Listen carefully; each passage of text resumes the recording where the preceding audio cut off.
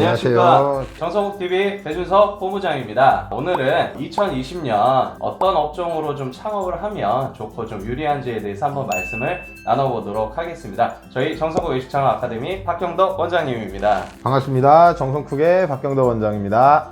최근 코로나19 사태로 인해서 이제 우리 생활에도 좀 이제 많은 좀 변화가 좀 생겼습니다. 그쵸. 그래서 이제 이에 따라서 앞으로 이제 음식점 좀 창업을 한다고 하면 어떤 업종이나 어떤 또 메뉴 또 어떤 좀 뭐 컨셉으로 창업을 하면 좀 유리할지 그에 대해서 좀 한번 말씀을 좀 나눠주실 수 있을까요? 요즘 같은 시대에 창업을 하신다고 하시면 아무래도 큰 평수의 매장을 얻다 보면 많은 창업 자금이 들어가실 거예요. 그렇죠. 그러면 많은 창업 자금이 들어간다는 부분이 일단은 뭐 보증금적인 부분, 권리금적인 부분, 거기에 또 인건비라든가 인테리어 비용이라든가 집기기기의 많은 부분의 비용이 좀 많이 들어가다 보니까 부담들을 좀 많이 느끼실 거예요. 그렇다고 또 조그만 평수로 하자니 테이블 개수가 좀 얼마 안 나오고 하는 부분이 있다 보니까 그런 부분 때문에 왔다 갔다 하시는 분들이 좀 많으실 거예요. 근데 일단은 뭐 큰 평수라면 좋기는 하지요. 일단은 장사만 잘 된다고 하시면 높은 매출이 보장이 돼 있는 부분이 있기는 한데 꼭 잘 되는 부분만 저희가 생각할 수는 없지 않습니까? 그렇죠. 그래서 안 되는 부분까지 생각을 한다고 하시면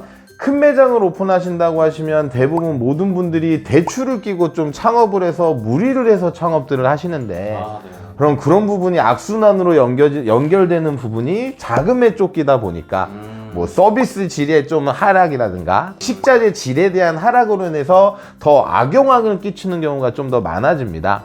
차라리 그러실 바에는 저렴한 비용으로도 최대 효과를 낼 수 있는 창업으로 가시는 게 아마 최고의 방법이 되시겠죠. 그렇죠. 대부분 모든 분들이 알고는 계시는데 이런저런 주변 얘기를 듣다 보니 막상 실행에 옮기시지를 못하는 거예요. 그럼 그런 부분이 대략적으로 이제 여러 가지 방법이 있겠지만 오늘 말씀드릴 수 있는 방법은 한 매장 3보작 형태의 이제 방법으로 창업을 하시라고 좀 설명을 드리고 싶어요. 그럼 그 3보작이 뭐냐면 예전에는 대부분 창업들을 하시면 홀 위주로 하실 분들은 홀만, 배달을 하실 분들은 배달만, 포장을 하실 분들은 포장만을 생각을 하고 해서 그 입지에 맞게끔 또 인테리어나 그런 부분을 구상들로 대부분 창업들을 하셨는데 요즘에는 저렴한 매장으로 이제 창업을 하기 위해서는 한 매장 내에서 큰 평수가 아니다 보니 홀의 개수의 부족한 부분을 포장이라든가 배달로 인해서 그 매출을 상승시키는 방법으로 창업을 하시라고 좀 말씀드리고 싶어요. 그렇군요. 홀적인 부분만 할 수 있는 아이템이 아닌 포장이나 배달까지 갈 수 있는 아이템이 되다 보니 아무래도 이런저런 아이템보다는 한식적인 부분이 조금 더 어울릴 수가 있겠죠. 한식 쪽으로. 그렇죠. 그래서 한식 쪽으로 가시면 또 하나의 장점은 뭐냐면 여러 가지 음식을 할 필요가 좀 없어지는 부분이 있어요.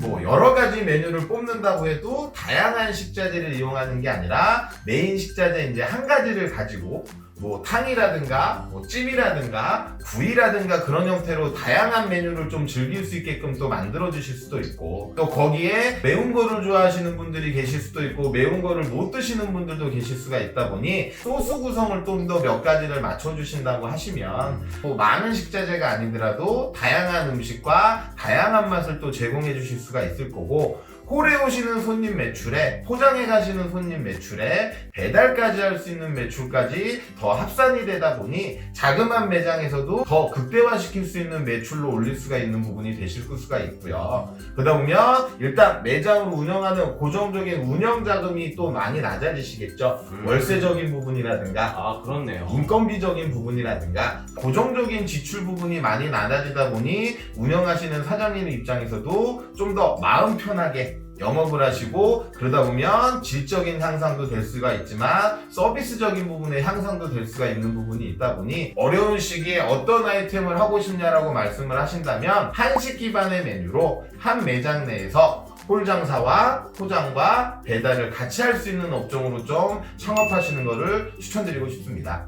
그럼 예를 들어서 내가 이제 주 메인 식재료를 닭으로 한다. 메인 메뉴나 뭐 이런 거를 간략하게 좀 어떻게 좀 구성을 하면 좀 좋을까요? 일단은 뭐 닭으로 간다고 해도 조리 방식에 따라 좀 나올 수 있는 메뉴가 좀 틀려지시겠죠. 그래서 네네. 뭐 찜을 할 수도 있을 거고 뭐 구이를 할 수도 있을 거고 탕도 네. 할 수가 있을 건데 닭으로 하신다면 아마 요즘에 많은 분들이 야식으로도 즐길 수 있지만 저녁 식사라든가로도 많이도 즐기실 수 있는 이제 찜닭이라는 메뉴가 하나가 있으실 수가 있겠죠. 찜닭. 그럼 일단은 찜닭 같은 경우는 닭을 손질해서 한 번은 삶아놓는다고만 하시면 다양한 소스를 이용한다던가 다양한 토핑거리를 이용해서 메뉴의 가지수나 맛을 늘릴 수 있는 부분이 되실 수가 있을 거고요. 그렇군요. 그 다음에 또 뭐 닭이다 보니까는 아무래도 빠질 수 없는 메뉴가 치킨이나 닭발이 있기는 하겠지만 치킨 같은 경우에는 너무 많은 업종들이 있다 보니 경쟁률이 심하다 보니 저는 이제 치킨 쪽보다는 닭발 쪽으로 가셔서 닭발도 종류가 많으시잖아요. 직화닭발, 무슨 묵뼈닭발, 또 국물닭발이 그런 식으로 있는 것처럼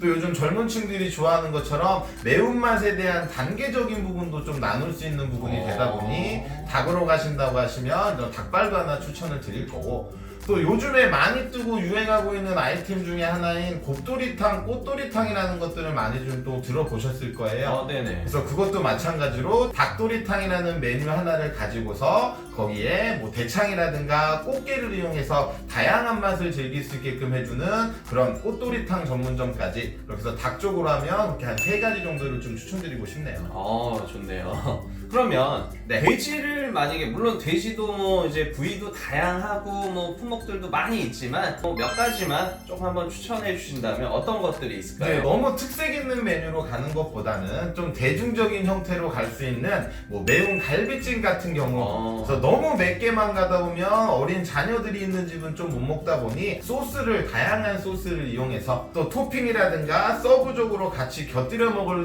메뉴를 보충해 줌으로써 우리 매장의 특색을 잡을 수 있는 뭐 갈비찜 메뉴가 하나가 있을 거고요.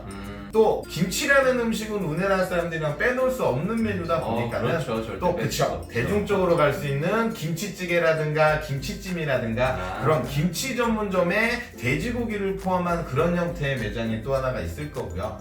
네, 마지막으로는 홀장사와 포장과 배달의 야식에 또 우선순위 1, 2위를 다투고 있는 족발보쌈 이제 전문점이 되겠죠. 네. 네네. 아무래도 이제 우리나라 사람들이 가장 또 좋아하는 게 이제 닭하고 또 이제 그쵸. 돼지니까 요 품목으로 해서 메뉴 아이템이나 구성을 하면 좀 좋으실 것 같네요. 네네. 네. 오늘 이렇게 저희 이제 그 박경덕 원장님을 좀 모시고 코로나 사태 이후에 음식점 창업에 있어서 또 어떤 업종 혹은 또 어떤 형태 또 혹은 어떤 메뉴 구성으로 하면 좀 좋을지에 대해서 오늘 좀 얘기를 좀 나눠봤습니다. 그래서 앞으로 음식점 창업을 준비하시는 분들 또 궁금하시고 필요하신 부분이 있으시다고 하면 언제든지 편하게 저희 정성품으로 연락 주시고 방문 주시면은 저희가 친절히 상담해 드리도록 하겠습니다.